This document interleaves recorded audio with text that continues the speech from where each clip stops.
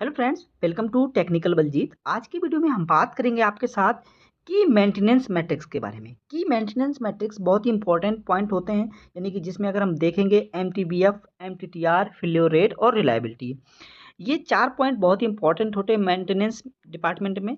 तो आज की वीडियो में हम इनको समझेंगे क्या होता है, कैसे इनको कैलकुलेट करते हैं। ओके, तो सबसे पहले हम बात करते हैं एमटीबीएफ की। एमटीबीएफ क्या होता है? मीन टाइम बिटवीन फेल्योर, यानी कि आपका मीन टाइम जो होता है वो बिटवीन फेल्योर। ठीक है, कोई भी अगर ब्रेकडाउन चल रहा है उसके बीच में कितना मीन टाइम है। तो अब देखो, अब मान लीजिए हमारी 10 घंटे की सिर्फ, यानी कि कह रहा है कि MTBF is the average time a system operates before experience a failure. ठीक है, यानी कि फेल्योर के पहले का जो टाइम था या फेल्योर होने के बाद का टाइम, अगर आपकी शिफ्ट कोई 10 घंटे की है, ठीक है, और उसमें 2 बार ब्रेकडाउन आया, ठीक है, तो 2 बार ब्रेकडाउन आया और टोटल ब्रेकडाउन आपका 1 आवर का है। तो आपका क्या हो जाएगा कि जो एमटीबीएफ जब आप कैलकुलेट करोगे तो इसमें फॉर्मूला होता है कि टोटल रनिंग टाइम कितना हुआ? 10 घंटे की शिफ्ट में अगर 1 घंटे का ब्रेकडाउन हुआ तो आपका कितना हो जाएगा? रनिंग टाइम क्या हो जाएगा? 9 हो जाएगा। ठीक है, नंबर ऑफ फेल्योर कितने हो गए? तो नंबर ऑफ फेल्योर आपके हो जाएंगे 2, क्योंकि आपका आधा-आधा घंटे का ब्रेकडाउन था, तो नंबर ऑफ फेल्योर हो गए आपके 2 नंबर ऑफ फेल्योर। तो इसको जब आप कैलकुलेट करेंगे तो आपका एमटीबीएफ आएगा 4.5।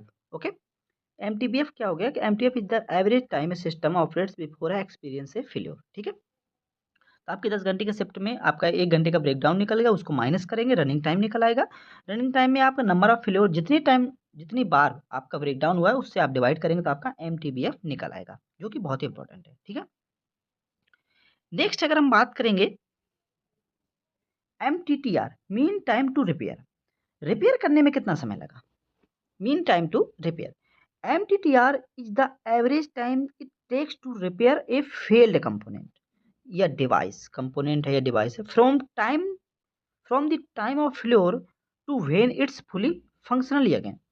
जब से शुरू हुआ, अगर आपका कोई ब्रेकडाउन स्टार्ट हुआ मान लीजिए 9 o'clock पे, ठीक है, और उसके बाद वो 10 बजे ब्रेकडाउन खत्म हुआ या 9:30 पे खत्म हुआ, ठीक है, उसके बाद फिर एक ब्रेकडाउन हुआ 1 बजे, फिर वो 1:30 बजे खत्म हुआ, यानी कि 2 ब्रेकडाउन हो गए। ठीक है, तो टोटल ब्रेकडाउन कितने का होगा?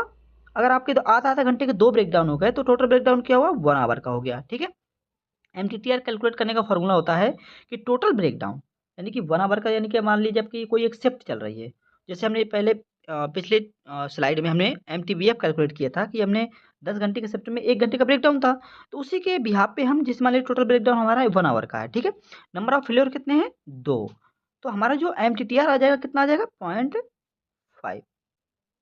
एमटीटीआर कितना हो जाएगा? 0.5। ओके, तो इस प्रकार से आप एमटीटीआर निकाल सकते हैं। ठीक है, ये फॉर्मूला होता है और इस प्रकार से आप एमटीटीआर निकालते हैं। अगर आपके 3 शिफ्ट हैं तो 3 शिफ्ट का आप कैलकुलेट करके जो टोटल आपका शिफ्ट के टाइम है उससे आप निकाल के इसको कैलकुलेट करेंगे। ठीक है फ्रेंड्स, अब अगर आपको पिछली स्लाइड में कोई दिक्कत हुई है जिसमें एमटीबीएफ और एमटीटीआर समझने में दिक्कत हुई है, तो आपको इस स्लाइड में क्लियर हो जाएगा कि एमटीबीएफ कैसे निकालना है और एमटीटीआर कैसे निकालना है।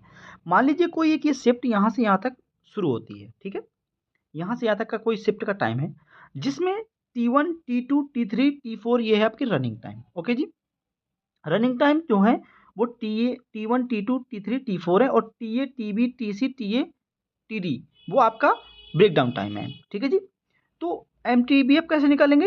1, 2, 3 और 4, यानी कि T1 से T4 तक आपको ऐड करना है, और जितने बार आपका ब्रेकडाउन हुआ 1, 2, 3, 4, तो आपका 4 से डिवाइड करना है, आपका एमटीबीएफ निकल आया जी। ठीक है, उसके बाद एमटीटीआर, टीए, टीबी, टीसी, टीडी चारों को ऐड करना है, और कितने बार है? 1, 2, 3, 4, 4 से डिवाइड करना है, तो आपका एमटीटीआर कैलकुलेट हो जाएगा। उम्मीद करते हैं आपको इस स्लाइड से एमटीबीएफ और एमटीटीआर निकालना बिल्कुल परफेक्टली समझ में आ गया होगा। अगर आपको वीडियो पसंद आ रहा है तो वीडियो को लाइक करिएगा, और आप हमारे चैनल पर अगर नए हैं तो चैनल को सब्सक्राइब करके बेल आइकन जरूर प्रेस करिएगा। फिल्योर रेट क्या होता है? इनवर्स ऑफ एमटीबीएफ, बहुत ही इंपॉर्टेंट टर्म होता है, फिल्योर रेट निकालना होता है। ठीक है, तो फिल्योर रेट क्या होता है? 1, यानी कि इनवर्स ऑफ एमटीबीएफ। ठीक है जी, तो अब आपका क्या है? एमटीबीएफ आप प्रेजेंट में आपका है 4.5, जैसे कि आपने कैलकुलेट किया है, तो 1/4.5। ओके, एमटीबीएफ क्या है? 1, ये इनवर्स होता है, इनवर्स ऑफ एमटीबीएफ, तो 1/4.5। जब आप इसको कैलकुलेट करोगे तो 0.222 आएगा। ओके, तो आपका जो क्या आएगा फ्लो रेट आ जाएगा 0.22। इसको आप स्मॉल टी से डिनोट करते हो, ठीक है जी। इसको आप क्या करते हो, स्मॉल टी से डिनोट करते हो, ठीक है।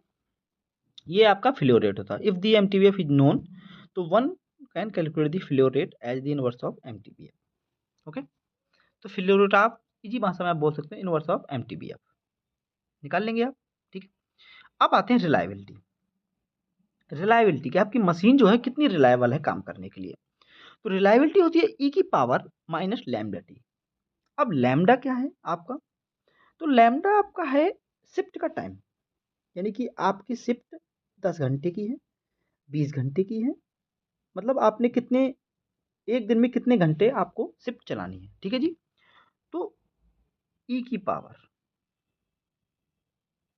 अब लैम्डा ब्रैकेट लगाएंगे माइनस, मान लीजिए अगर आपके 10 घंटे के शिफ्ट है, ठीक है जी, तो माइनस 10 इंटू टी की वैल्यू कितनी आई थी आपकी, टी आपका क्या है फ्लो रेट, तो 0.22, 0.22, ठीक है। तो यहाँ पे आप ई की जब आप इसको निकालेंगे कैलकुलेट करेंगे तो आप इसको परसेंटेज में निकालेंगे रिलायबिलिटी को, तो ये आएगी 90.25%। यानी कि जो आपकी मशीन है वो आपकी 90% जो मशीन है वो रिलायबल है, जिसमें आपका ब्रेकडाउन नहीं आएगा 10 घंटे में, ठीक है जी।